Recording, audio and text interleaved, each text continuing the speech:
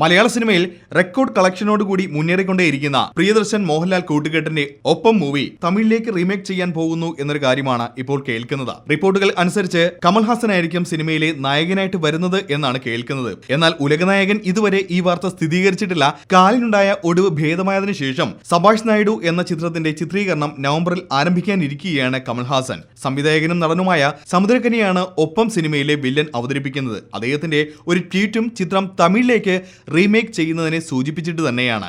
എന്തായാലും ലാലേട്ടന്റെ ദൃശ്യം തമിഴിലോട്ട് പോയപ്പോഴും കമൽഹാസൻ തന്നെയായിരുന്നു നായകൻ. ഇപ്പോഴിതാ ഒപ്പം തമിഴിലോട്ട് പോകുമ്പോഴും സാക്ഷാൽ ഉലകനായകൻ നായകനാകുന്നതിൽ മലയാളികളും ഒരുപാട് സന്തോഷത്തിലാണ്. എനിക്കിഷ്ടമുള്ള 2 ആക്ടേഴ്സാണ് മലയാളം മൂവിയിൽ, രാജമംഗളും പിന്നെ ലാലേട്ടനും. അങ്ങനെയുള്ള ഹീറോയിനായിട്ട് ഫസ്റ്റ് മൂവി ചെയ്യണമെന്നാണ് എൻ്റെ ആഗ്രഹം.